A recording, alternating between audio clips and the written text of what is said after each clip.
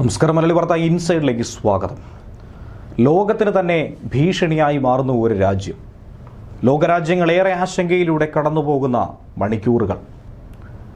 ആഗോള ചരക്ക് നീക്കത്തിന് തന്നെ വലിയൊരു ഭീഷണിയായി മാറുന്ന രീതിയിൽ ഹോർമുസ് കടലിടുക്ക് അടച്ചുകൊണ്ട് എണ്ണക്കപ്പലുകളെ കത്തിക്കുമെന്ന് ഭീഷണി മുഴക്കി ഇറാൻ രംഗത്ത് വരുന്നു. ഇറാൻ ഒറ്റപ്പെടുന്നു എന്ന കാര്യത്തിൽ സംശയമില്ല. കാര്യം ഇസ്രയേലിനെതിരെയും അമേരിക്കയ്ക്കെതിരെയും പടപൊരുതിയ ഇസ്രയേൽ ഇറാൻ വെറുപ്പിച്ചതാകട്ടെ അറബ് രാഷ്ട്രങ്ങളെയാണ്. മുസ്ലിം രാജ്യങ്ങളൊക്കെ തന്നെ ഒന്നിച്ച് ഇറാനെതിരെ നിലപാട് സ്വീകരിക്കുന്ന ആ സമയം കൂടി സംജാതമാകുന്നു എന്നുള്ള ഭയപ്പെടുത്തുന്ന ഒരു വിഷയം കൂടിയാണ് പുറത്തു വരുന്നത്. അങ്ങനെ ആയുധപ്പുര തുറന്ന് ഹോർമുസ് കടലിടുക്ക് അടച്ചുപൂട്ടി എണ്ണക്കപ്പലുകളെ കത്തിക്കാൻ ഇറങ്ങുന്ന ഇറാൻ ഇന്ത്യയോടുകൂടി തന്നെയാണ് നേരിട്ട് ഭീഷണി മുഴക്കുന്നത്. പശ്ചിമേഷ്യയെ കടുത്ത യുദ്ധത്തിലേക്കും ലോകത്തെ കടുത്ത സാമ്പത്തിക പ്രതിസന്ധിയിലേക്കും തന്നെയാണ് ഇറാൻ നടത്തുന്ന ഈ നീക്കങ്ങൾ, പ്രകോപനപരമായ വിഷയങ്ങൾ തള്ളിവിടുന്നത്. ലോകത്തെ ഏറ്റവും പ്രധാനപ്പെട്ട എണ്ണ വ്യാപാര ഇടനാഴിയായി അറിയപ്പെടുന്ന പാതയായി, കപ്പൽ പാതയായി അറിയപ്പെടുന്ന ഹോർമുസ് കടലിടുക്ക് ഇറാൻ ഏകപക്ഷീയമായി അടച്ചിട്ടു. അന്താരാഷ്ട്ര നിയമങ്ങളെ കാറ്റിൽ പറത്തിക്കൊണ്ട് ഈ പാതയിലൂടെ സഞ്ചരിക്കാൻ ശ്രമിക്കുന്ന ഏതൊരു കപ്പലിനെയും കത്തിച്ചു കളയുമെന്ന അതിക്രൂരമായ ഭീഷണിയാണ് ഇറാന്റെ റവല്യൂഷണറി ഗാർഡ് കോർപ്സ് പുറപ്പെടുവിച്ചിരിക്കുന്നത്. ഇസ്രായേൽ അമേരിക്ക സംയുക്ത ആക്രമണത്തിന് പിറകെയാണ് ഇറാൻ ഹോർമുസ് കടലിടുക്ക് അടച്ചത്. അതിൽ ഏറ്റവും വലഞ്ഞിരിക്കുന്ന രാജ്യങ്ങളിലൊന്ന് ഇന്ത്യ കൂടിയാണ്. ഇന്ത്യയുടെ ചരക്ക് നീക്കം അതീവ പ്രതിസന്ധിയിലായിരിക്കുന്നു. ഏകദേശം 10,000 കോടി രൂപ വിലമതിക്കുന്ന ഉൽപ്പന്നങ്ങളുമായി പോയ 27ഓളം കപ്പലുകളാണ്, ഇന്ത്യൻ കപ്പലുകളാണ് നിലവിൽ നടുക്കടലിൽ കുടുങ്ങിക്കിടക്കുന്നത്.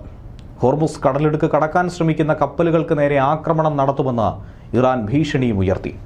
തിങ്കളാഴ്ച വൈകുന്നേരത്തോടെയാണ് ഇറാൻ ഔദ്യോഗികമായി കപ്പൽ പാത അടച്ചതായും ഇതിനോടകം 6 കപ്പലുകൾക്ക് നേരെ ആക്രമണം നടത്തിയതുമായിട്ടുള്ള റിപ്പോർട്ടുകൾ പുറത്തു വന്നിരിക്കുന്നത്.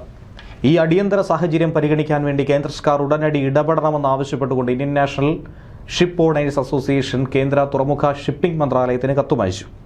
ഒരു ഇന്ത്യൻ കപ്പലിന് നേരെ മിസൈൽ ആക്രമണം ഉണ്ടായെന്നും തലനാഴിരയ്ക്കാണ് കപ്പൽ രക്ഷപ്പെട്ടതെന്നുമാണ് അസോസിയേഷൻ പറയുന്നത്. കുടുങ്ങിക്കിടക്കുന്ന കപ്പലുകളുടെയും ജീവനക്കാരുടെയും സുരക്ഷ ഉറപ്പാക്കാൻ ഇറാൻ ഇസ്രയേൽ അധികൃതരുമായി നയതന്ത്ര ചർച്ച നടത്തണമെന്നാണ് കപ്പലുടമകളുടെ പ്രധാന ആവശ്യം.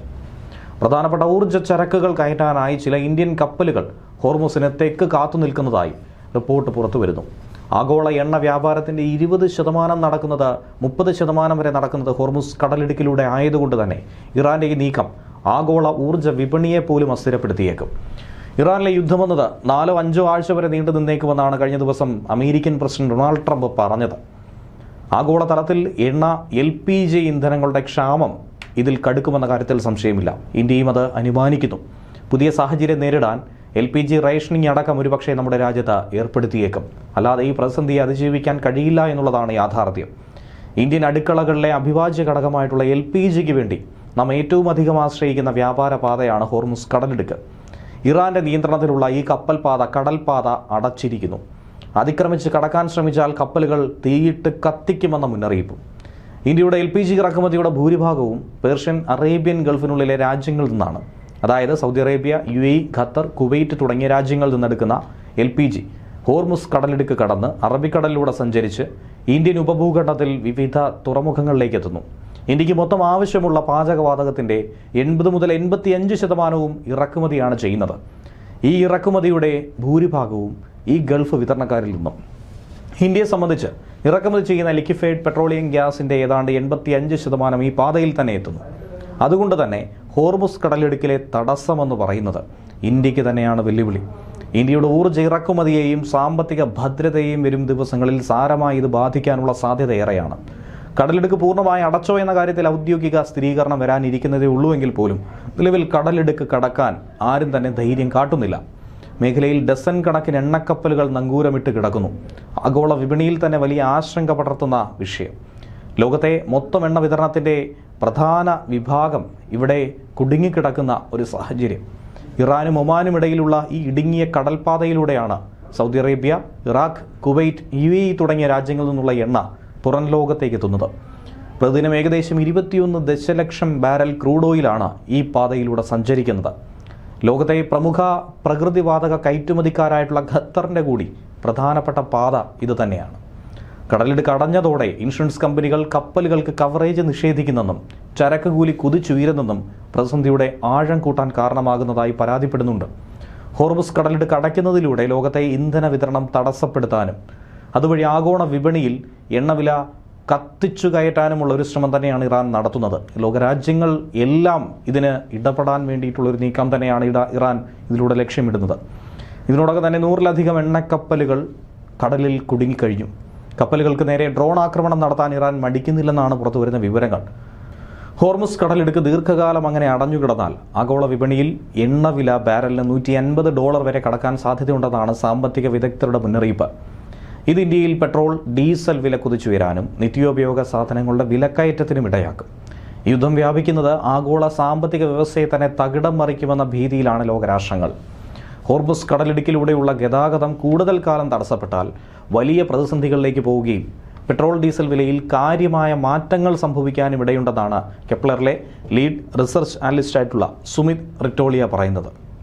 കരുതൽ ശേഖരമുള്ള ഹ്രസ്വകാലത്തേക്ക് മാത്രമുള്ള പ്രശ്നങ്ങൾ കൈകാര്യം ചെയ്യാനുള്ളതാണെന്നും ദീർഘകാലത്തെ വിതരണം തടസ്സം ഇത് പരിഹരിക്കില്ല എന്നുകൂടി അദ്ദേഹം എടുത്തു പറയുന്നു. ഹോർമുസ് അടച്ചിടുന്നത് കൂടുതൽ ദിവസങ്ങളിലേക്ക് കടന്നാൽ പശ്ചിമേഷ്യയിൽ നിന്നുള്ള എണ്ണയ്ക്ക് ബദലായി ഇന്ത്യക്ക് മറ്റു മാർഗങ്ങൾ ഒരുപക്ഷെ സ്വീകരിക്കേണ്ടി വരും. പശ്ചിമ ആഫ്രിക്ക, ലാറ്റിൻ അമേരിക്ക, അമേരിക്ക എന്നീ വിതരണക്കാരെ കൂടാതെ റഷ്യൻ എണ്ണയെയും ഇന്ത്യക്ക് ഇനി വരും ദിവസങ്ങളിൽ ആശ്രയിക്കേണ്ടി വരും. അമേരിക്കയുമായിട്ടുള്ള വ്യാപാര കരാറിന്റെ ഭാഗമായി റഷ്യൻ എണ്ണയുടെ വാങ്ങൽ അവസാനിപ്പിക്കാൻ ഇന്ത്യ സമ്മതിച്ചിരുന്നുവെന്ന റിപ്പോർട്ട് പുറത്തു വന്നിരുന്നു. പക്ഷേ അമേരിക്കൻ സുപ്രീം കോടതി ട്രംപിന്റെ ഉയർന്ന തീരുവകൾ റദ്ദാക്കിയതോടെ ഈ കരാറിൽ ഇപ്പോൾ അവ്യക്തത നിലനിൽക്കുന്നുണ്ട്. റഷ്യൻ എണ്ണ വാങ്ങുകയാണെങ്കിൽ ട്രംപിന്റെ പുതിയ ഉപരോധങ്ങളും ഒരുപക്ഷെ നേരിടേണ്ടി വന്നേക്കും. എന്നാൽ ഇപ്പോഴത്തെ പുതിയ സാഹചര്യങ്ങൾ മൂലം ഉപരോധങ്ങളിൽ നിന്നും ഇന്ത്യക്ക് ഇളവ് ലഭിച്ചേക്കുമെന്നാണ് കരുതുന്നത്.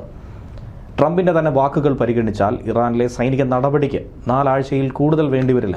അത്രയും ദിവസം പിടിച്ചു നിൽക്കാനുള്ള കരുതൽ ശേഖരം നിലവിൽ ഇന്ത്യക്കുണ്ട്. സ്ഥിതിഗതികൾ നിരീക്ഷിച്ച് ആവശ്യമെങ്കിൽ LPG വിതരണത്തിൽ ഒരുപക്ഷെ നേരത്തെ പറഞ്ഞ റേഷനിങ് നിയന്ത്രണം കൊണ്ടുവന്നേക്കും. ഇത്തരത്തിലുള്ള ചില സൂചനകളാണ് ഈ ഘട്ടത്തിൽ പുറത്തു വരുന്നത്.